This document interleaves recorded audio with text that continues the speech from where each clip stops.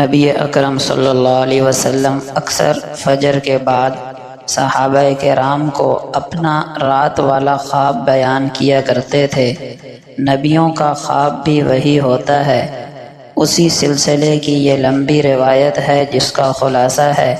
کہ رسول اللہ صلی اللہ علیہ وسلم نے فرمایا کہ خواب میں میرے پوچھنے پر جبرائیل اور میکائیل نے مجھے بتایا کہ وہ سب سے پہلا آدمی جس کے پاس سے آپ گزرے اور اس کا سر پتھر سے کچلا جا رہا تھا، یہ وہ شخص تھا جس نے قرآن حاصل کیا اور پھر اس کو چھوڑ دیا، یعنی قرآن کا علم حاصل کر کے بے عمل ہو گیا۔ اور یہ وہ آدمی ہے جو نماز پڑھے بغیر سو جایا کرتا تھا، اور وہ آدمی جس کے پاس سے آپ گزرے اور جس کے جبڑے، نتنے اور آنکھیں گدھی تک لوہے کے آلے سے چیری جا رہی تھیں، یہ وہ شخص تھا جو صبح کے وقت گھر سے نکلتا تو جھوٹی خبریں گھڑتا جو آنن فانن ساری دنیا میں پھیل جاتی، اور وہ ننگے مرد اور عورتیں جو آپ نے تندور میں جلتے ہوئے دیکھے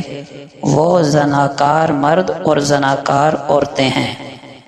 اور وہ شخص جو خون کی ندی میں غوطے کھا رہا تھا اور جس کے منہ میں بار بار پتھر ڈالے جا رہے تھے،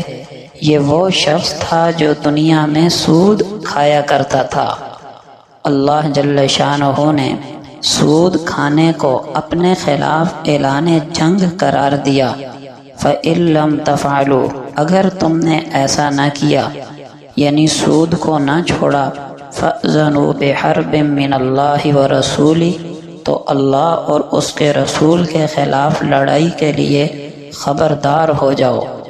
یہ اتنی بڑی وعید ہے جو اللہ کی طرف سے اور کسی گناہ پر نہیں دی گئی۔ ایک حدیث میں ہے درہم و ربن یأکلہ الرجل، سود کا ایک درہم جسے کوئی آدمی جاننے کے باوجود کھاتا ہے، اشد من 36 زنیہ،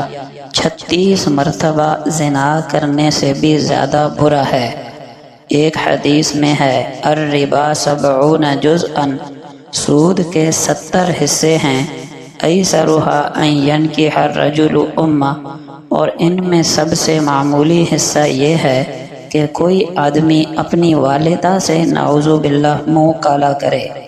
ایک روایت میں ہے کہ آپ صلی اللہ علیہ وسلم نے لعنت فرمائی آکل الربا، سود کھانے والے پر، وموکلہ، سود کھلانے والے پر، وکاتبہ، اور سودی لین دین کو تحریر کرنے والے پر، وشاہدیہ، اور سودی لین دین پر گواہی دینے والے پر، وقال ہم سواء،